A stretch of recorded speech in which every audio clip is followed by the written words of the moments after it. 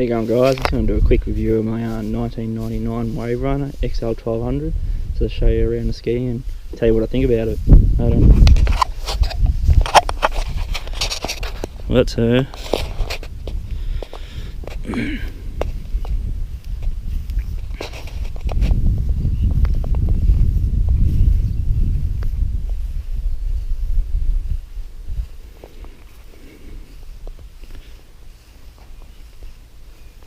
As I said, it's a 99 model XL1200 3-seater Waverunner. I fully resprayed the whole jet ski.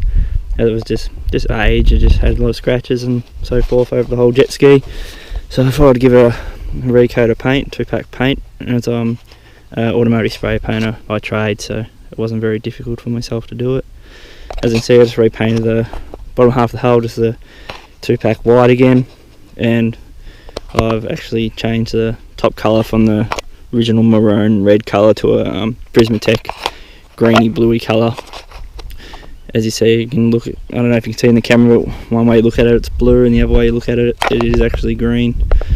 And if you can see the Prismatech sparkle through the camera, I'm not sure if you can, but that's what it looks like there. I'll just give you a quick look at the engine and tell you about what I think of it and so forth. Okay guys, now I'm just showing you the engine compartment of the jet ski 99 Waverunner XL1200. Rebuild the whole engine, just run low compressor when I brought it, so I thought I'd rebuild the whole engine. Brand new pistons, the bearings are pretty worn out on the crank, so I put a brand new crank in there. Just everything's basically brand new. Didn't want to risk it, so common problem with these I've heard is the power valves, when they drop it into the cylinder where the pins fall out, and when I actually pulled it apart, one of the pins were actually fallen out and it was actually slid into the bore a bit further than it was meant to. So if you're going to get one of these, I'd really recommend changing the power valves on it, pull them out, and the aftermarket ones have got locks in the pins so the pins can't slide out, so I really highly recommend you do that, guys. And you shouldn't have any trouble with the power valves. What other problems I've had?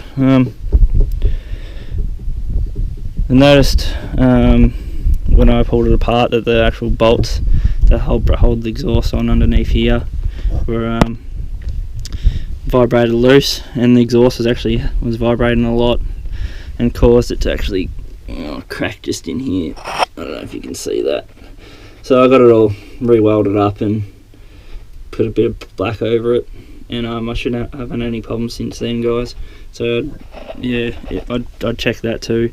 Yeah, it's just right at the joint here, right in the corner there. I'd have a look.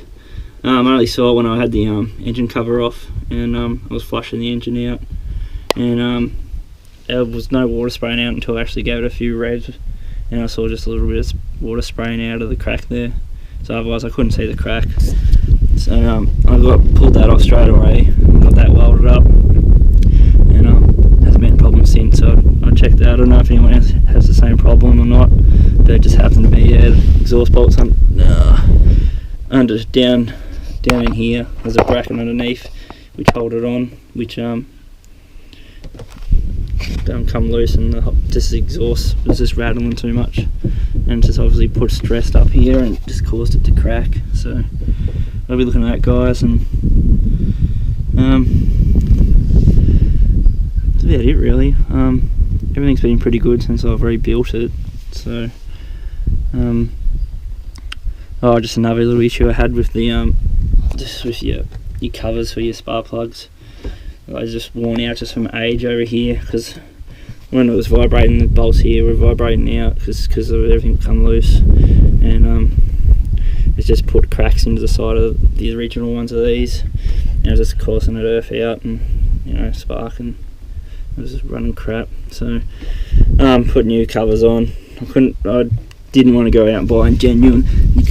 Go out and buy, because they're one piece, and buy the whole lot. It was something ridiculous. I can't remember how much it was now, but it was very expensive. So I ended up good old eBay, purchasing just some aftermarket covers, and sliding them on there. Haven't had any issues really, so yeah, seems to work alright. So if anyone else has had any other ideas of what they've done, let me know, and so if there's any other way around it. Anyway, yeah. Alright, that's the engine compartment, guys. Guys, something I forgot to mention to you is another common problem when you rebuild the carbies.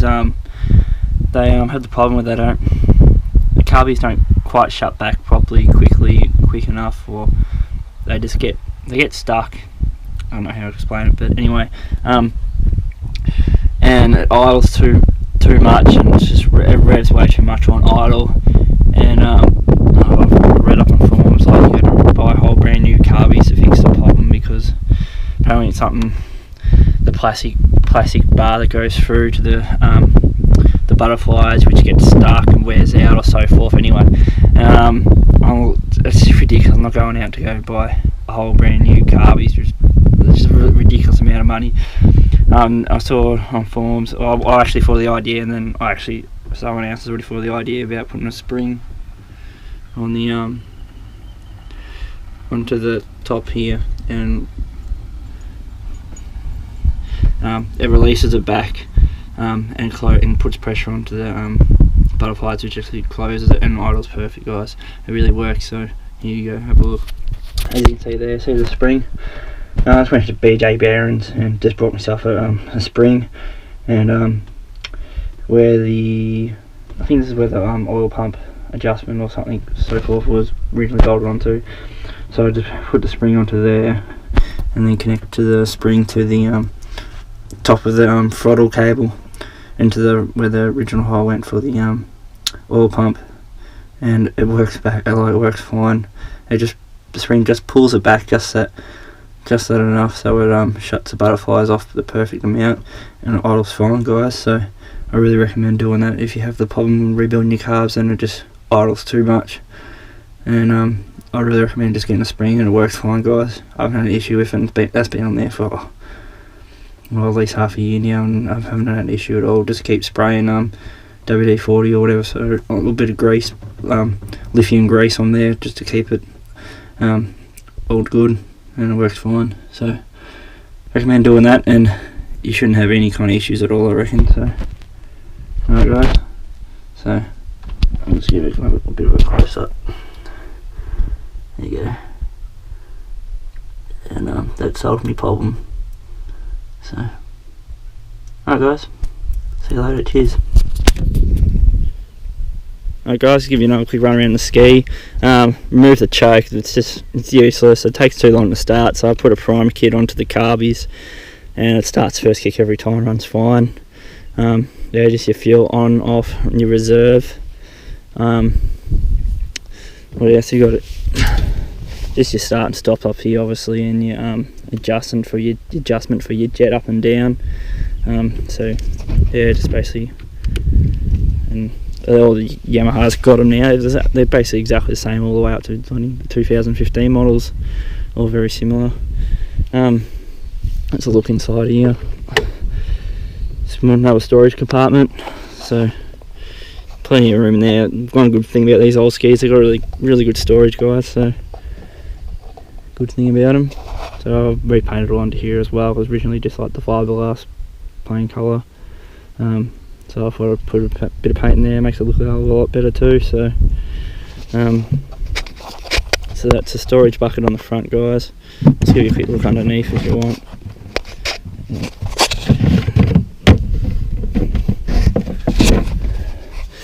And your fuel tank, I think it's 70 litres. Massive fuel tank for a jet ski, pretty awesome. But guys, they do chew the fuel a lot. So I noticed that the 2 strokes, the 4 strokes would be save you a lot better on the fuel. I haven't owned a 4-stroke jet ski, so I couldn't tell you, but seeing all the other reviews, I'd say they're really good. But the power on these is really good though. This does about, since it is a really heavy ski, this old ski, does about 85-90 kilometers an hour max, probably on a nice day. So, and the chop actually does about 85 clicks, but I've got to about just over 90 kilometres an hour when it's really calm, no wind. So that's that, and you basically use your flush point here. You have a storage bucket just in here. The fire extinguisher I've moved there instead of the compartment where it was built for, which is basically there. So I've got flares and so forth in there because it's a bit more watertight, so it should be in there. Yeah, flares and so forth, which you don't really, it's not a must-have thing, but I like to have it. And you know, just your torch, make sure you got torch, and your sun cream. You gotta have your sun cream. Make sure you have rope, because you never know if you're gonna break down. I'll remove the oil injection off it, because stuff like that, if you're gonna rebuild an engine, I'd recommend removing your oil injection, guys, because if that shits itself again, and all that hard work's just gone down the drain, really, because it's gonna blow your engine up again. So I've got the block off cap where I bought all my gear from, and I was running 35:1 when I ran it in, and I've just changed it. It was running fine, but I was doing a lot of towing surfing, and because I'm all around a long time, I'm not going flat out 24/7, so it seems to build off a bit of oil and starts to stop, like running like a bit crap down low, and it's a bit hard to take off. So I'd rather have more oil in it while I'm running it. So, but now I'm running to about 40:1, so, and it seems to run fine with that, guys. So yeah, so but I always thought, you know, run more oil in it when you're running the engine in, it's a bit better than not having enough oil. Another thing I noticed, I took a that on. The rubber around here's the one that come on originally was all fragile, and it was just crap and it was no good. So I just because I work on cars every day for a living at a panel shop, so I ended up getting some old door rubbers, and I think it's off a Toyota or something, and they just slide straight on there good, and it actually seals and really nice. So if you ever have that problem and don't want to go out and save a bit of money, if you go to a Wreckers or something and just get a bit of old door seal, and it clips on there nice. Well, if I pull that tight, it will close that gap up. And just in here's exhaust, which I've polished because I'm a bit anal, I like it looking nice. I like to look after my gear.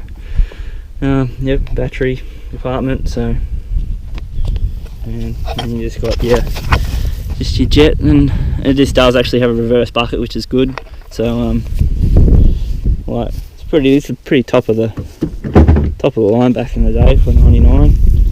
It's got your bucket, so you got reverse and everything. So you can actually pick up for one of these in Australian dollars. I think they're a lot cheaper in America, for about $4 grand, but they're usually pretty rough, about $4 grand. So I'd look at something, pay an extra, you know, probably five and a half. So if I was even going to sell something like this, because it's absolutely immaculate, like this thing is, there's nothing I can fold on it at all. I'd try R6 if I was ever going to sell it, but no, it's a great ski. It looks brand new, like the paintwork's brand new. The engine's brand new. The thing on it is basically, I haven't tied out and anything on it. Like, I spent the money on it to keep it running like a brand new two-stroke jet ski. You can't beat the sound of a two-stroke jet ski though. They sound awesome. Bloody that loud. And you're going cruising with your mates, you got to turn them off so you can talk to each other. So yeah, I thought I'd do a more detailed view around of the jet ski, because there's not much on YouTube for these old skis, and I thought I'd put something out there because everyone else has probably got something similar and looking to get a cheap jet ski and see what they're capable of doing. So this thing's fine for towing, tubing, wakeboarding, does everything. I've done everything with it. We go out and massive surf and do towings with it, and it's fine. So yeah, so it's a great ski, big hull, so it's great in chop. Like my mate, he's got a Kawasaki XL1200, and it's just in the chop it's pretty average. It just bounces around all over the show. You can't even get the nose down. This thing I just hit flat out and chop, and it's fine. So, but he's light jet ski, only a two-seater, and depends what you really want, really. Great for going out and jumping some waves. This thing's not too bad, but again, it's really heavy, so yeah, other than that, pretty good. So, yeah.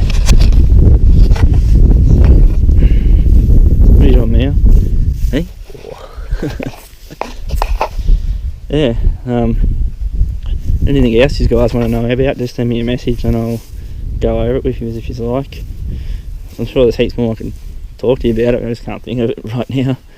I have got your tilt adjust so you can, you know, adjust your steering back and forth. I'll just leave it because I like it like that. And it's fine for adjusting. That's pretty much really it to it, guys. I rebuilt the carbs as well. I ran all new fuel lines on it because it was all the original fuel lines, so I've put all brand new fuel lines in there. I don't know if you can see, but there you go. All brand new fuel lines. So I just run it from basically from the fuel filter to the carbies. Yeah, rebuilt the carbies, just put everything back to stock where everything was, and it seems to run fine. Someone fiddled around before and winded it out, and that's why it was so bulky, and it was just average. Someone just, last mechanic I think touched it.